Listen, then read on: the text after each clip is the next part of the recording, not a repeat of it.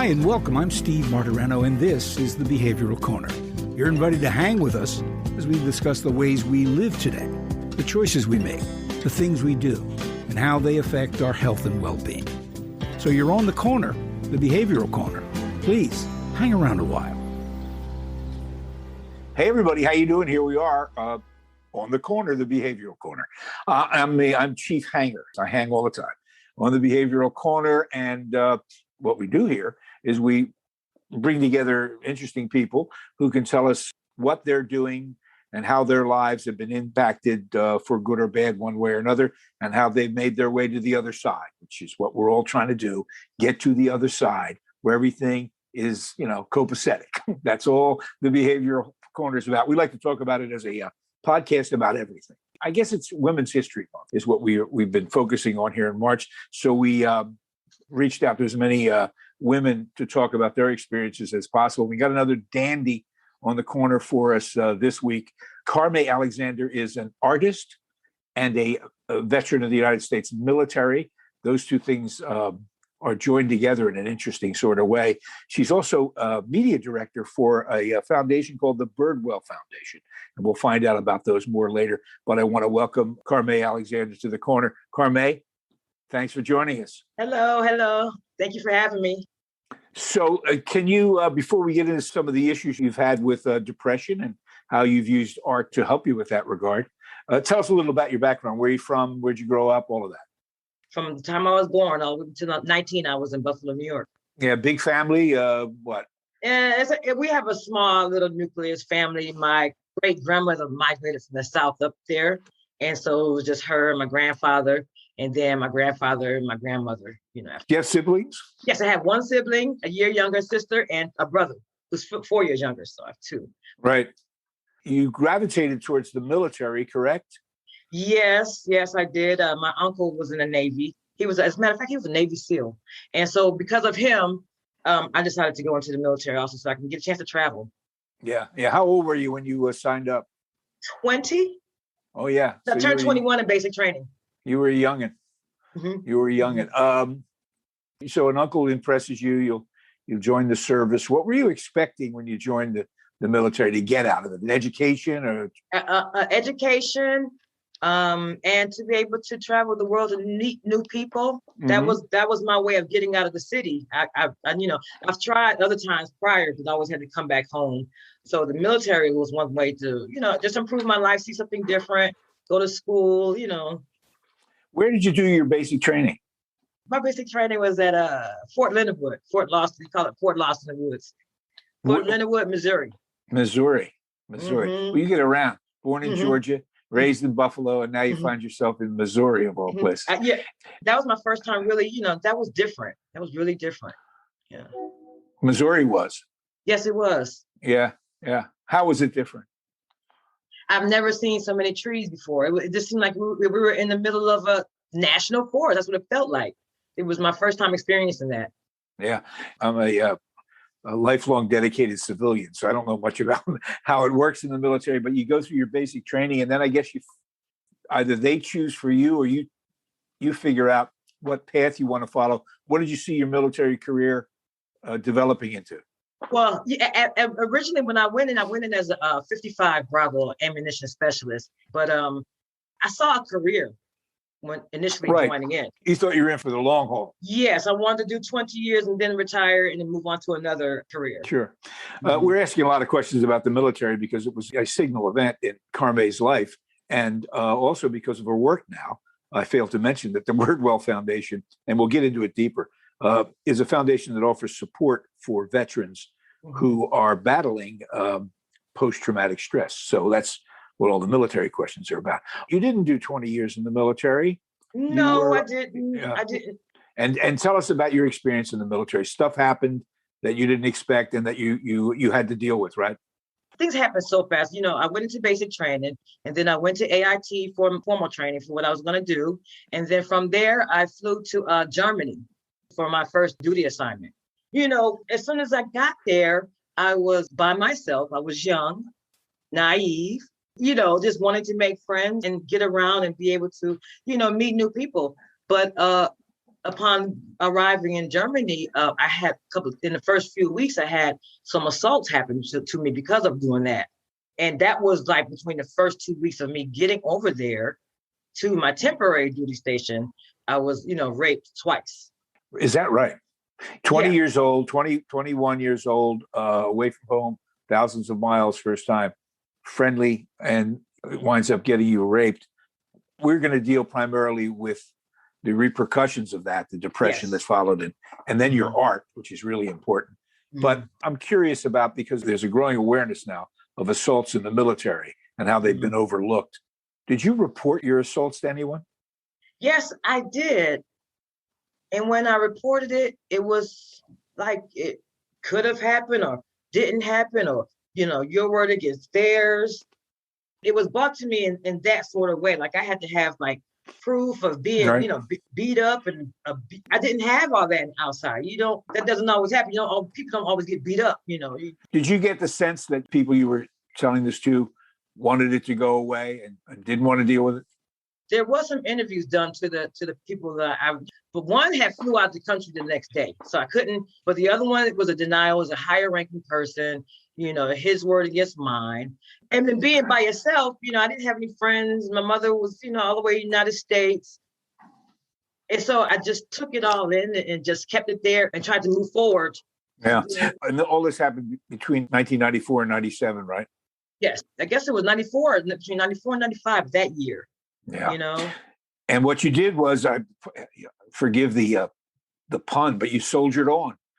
And then you had a pretty serious physical accident or a spinal injury or something? Yeah, I did. And so after that, I, went to my duty station, and I always tell people that I had the best and the worst times over in Germany, because we did a lot of traveling while we was over there, going to different countries and ski trips and visiting people and just embracing the culture over there.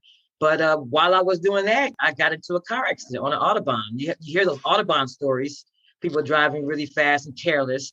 And I was that person, but I was in the back seat. The roads were slippery and the car went out of control and it flipped off the Autobahn into the tree line. Mm-hmm.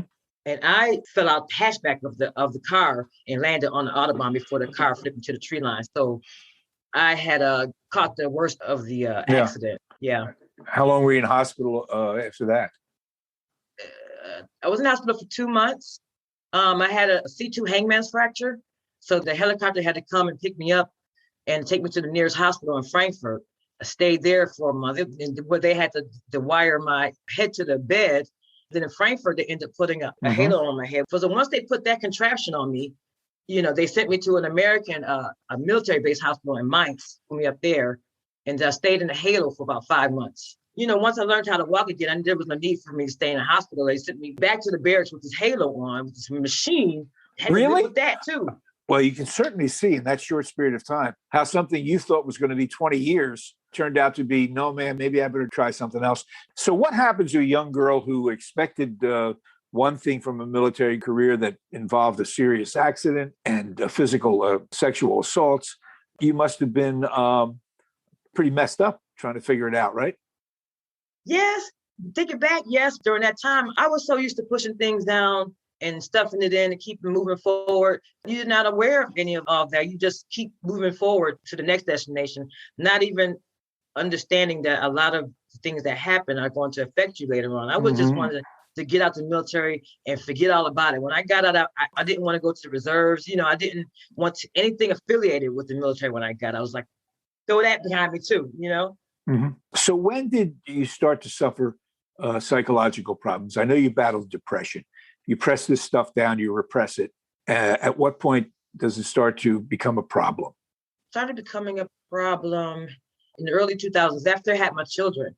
I went on about my life, got married, went to school, and then had children. But things started creeping up. Hatred for men started creeping up. Hatred for, at my job, the people I work with. I was a manager. At a retail store for 12 years. But even there, I was finding myself in a lot of situations, not getting along with the people I work with. And preferably, it wasn't the ones under me, the employees. It was the management above me. since I pushed those things in the military behind me, I thought maybe that was stemming from my father, father issues. My father wasn't there. He was there partially, but I thought it was from that, but it wasn't. It was from what happened to me in the military, and it crept up into my marriage. Initially I'm blaming him for, the marriage issues, but, it takes two to tango. Of course, Obviously, this stuff is not having a great effect on your life. When and under what circumstances did you start looking for help for your depression? Okay, so I started looking for help during my marriage through my own insurance because I wasn't, having anything in it. When I got out of the military, I was only at 10% disability for the neck accident. So I could have pursued it earlier so I can get a more percentage for the disability but I wanted to just not think of that. So I was paying out of my own pocket for, physical therapists and psychiatrists and spilling out my guts on issues that's going wrong around me. I had been seeing a psychiatrist for about 8 years, talking to them about the issues of my job, issues of my husband, issues of everything around me, in my mind, wondering why things just not simply going well for me. I guess in the beginning, they were primarily looking at this as an anger management issue, right? You're just an angry woman. You tangle with everybody. Yes. Right? Yes, an angry Black woman on top of that, On top of it, right? Yeah. There were times I would be really, really, really nice. And, and then the other times I'm like, bam, out of nowhere. Why am I doing this? Why am I feeling like this? Why am I behaving this way? Why am I started drinking a lot on top of the medication that the psychiatrist is giving me? Right. It's so interesting, that depression manifests itself in so many different ways. Certainly anger is an obvious one, but it's particularly difficult when you're trying to get help for that. When you walk in, and no matter how well-intended the psychiatrist is and everything, you're right. And they put you right in I get it. That's the angry Black woman who can't get along with anybody at work because she's just angry. It really does diminish the problem of minorities like yourself trying to get mental health. If it's like, it's a syndrome. It's the way they behave. Right. It has nothing to do with it. Nothing to do with it. It's what happened to me, and I can't deal with it. I'm not dealing with it. When does it start to balance out for you, and what role did your artwork play in that? It started balancing out when I had to start looking for answers for myself. After years of seeing a psychiatrist, one psychiatrist asked me a question one year. I remember sitting there, and they did this to me, and they did that to me. I was doing all that. And then he looked at me, he said, why do you allow people to move you? Nobody can. Yes, if you're not careful, you can allow people to make you shift in your emotions. And that happens all the time, If you don't realize that, then you can find yourself going in all type of directions. And you think you're in control, but you're really just reacting to everybody. You're just reacting. I guess some family members that sort of encourage you artistically, right? My grandmother was an artist. Her major in college was to be an English major, and her minor was drawing. Was an art. So she was always doing illustrations all the time. But she always encouraged me to use my my abilities. I guess as a child, I was the one sitting at the kitchen table with the crayons and the pencils, always sketching stuff out, drawing. It just worked for me, and I just kept on doing it, and they kept on encouraging. When you were going through all of this that you've described, your Army experience, the accident, your post, were you doing any art then, or did it come out late? Yeah, you were doing art. Yes, I've always kept it. During high school, I did a lot of paintings and drawings. It was always a hobby. And there were just little, sketches here and there, even in the military. But you didn't immediately gravitate towards art as a therapy for your depression. It was something you always did. When did you begin to experience the fact that it was helping you feel better? In 2016, a lady named Karmai Daniels, I'll never forget her, she made me aware that the paintings I was doing was really actually great, and that I could use it for healing because I was just so used to doing it. I was like mechanical. I was almost mechanical with everything. And because at one time, that was the only thing I could focus on. I remember years back before that I could focus on coming home, working on the paints, working on my artwork, going to work, coming home, drinking, so all that was all at the same time, not aware that that was what I gravitated to, during those years when I ended up going through that. Because in 2011, I ended up having to walk out of my life. That was the turning point to doing my artwork. I resigned from my job. I resigned from my marriage. I resigned from my whole entire lifestyle to begin doing my artwork and finding out the reasons why I'm feeling the way I'm feeling. I even stopped seeing a psychiatrist and taking medication during this time also. Mm-hmm. It's almost like I dropped everything to start out clean. Right. Because that wasn't working. Let's try something else. It's a heck of a price to have to pay to walk away from all of that. During that period of time when you're, because you're an artist, you're born an artist, and you've been, as you say, using it not for a therapy, but ultimately becomes something that helps you. Did your art change along that period of time? Did it go from being one kind of expression to another kind of expression? Before, I think the art I was doing was kind of I won't say not angry or anything like that, but it was aggressive. Sure. My sister told me she said, every year, every 2 years, your artwork changes based on your living, so it was angry art when I was married. But then after I left and started trying to find myself, the artwork became more spiritual based. Karmai, tell us how you found the Birdwell Foundation and tell us what they do and your job there. In 2017, I was given a phone number with the PTSD Foundation because I was told by a psychiatrist girlfriend of mine that you have trauma that you have to work with. And during this time, I was homeless. By the time that I found out about PTSD, I was homeless, no money, zero money, sleeping from couch to couch. And all the stuff from back in the military, what happened to me those years started coming back. And, I'm still at 10% in 20-something odd years later. I'm still at 10% from my neck injuries. Can't do much as far as the job concerned because psychologically, I can't go back to work, and physically, I can't go back to work. So I was just, I was nowhere. Called Roger Marshall Jr. And at the time he was for PTSD Foundation. They didn't necessarily have anything for women with PTSD, but he told me to hang on because soon that there will be some programs for the women. That may be one of the first female veterans that come on board, And so I hung on for a couple of years, and then finally found a way to use my abilities that I have as an artist to work with the organization so we could begin a stronger media push and introduce some female veterans. And then that's when, he found out about I can do graphic designs, and I like to tittle around with videos and graphic designs on the side when I have a painting block. And that's how I was able to come in. Where is the Birdwell Foundation? It's a national organization, but it's based out of Houston, Texas. Okay.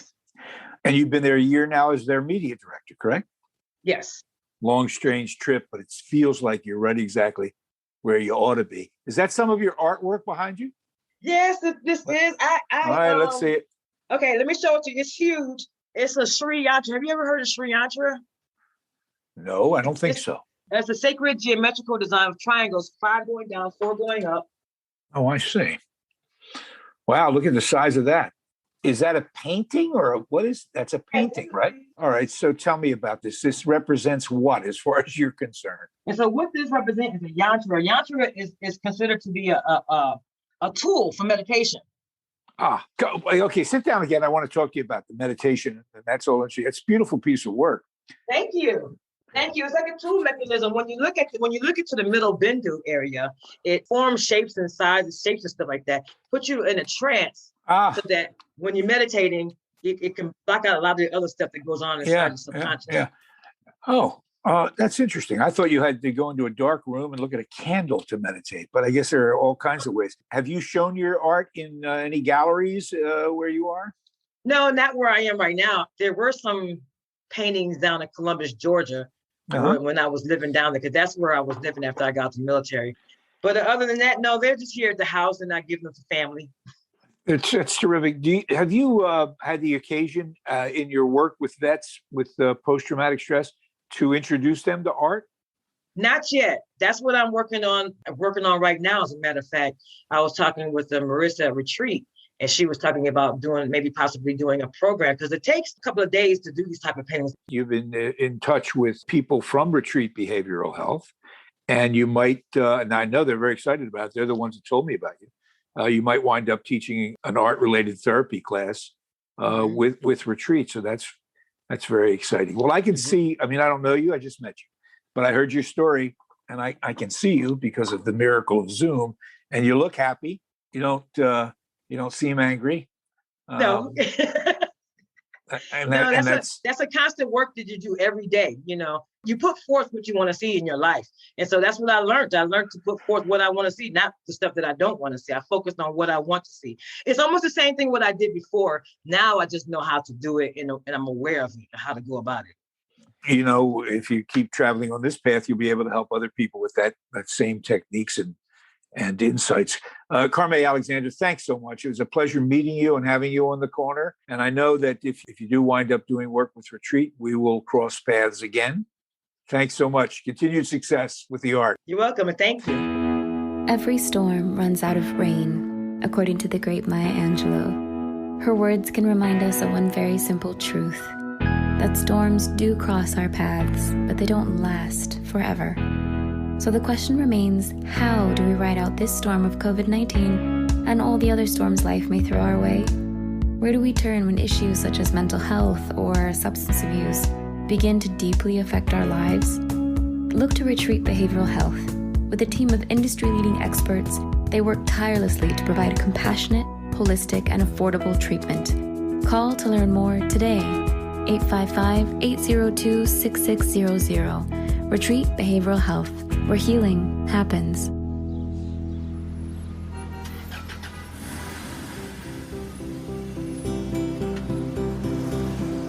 That's it for now. And make us a habit, hanging out at the Behavioral Corner. And when we're not hanging, follow us on Facebook, Instagram, and Twitter on the Behavioral Corner.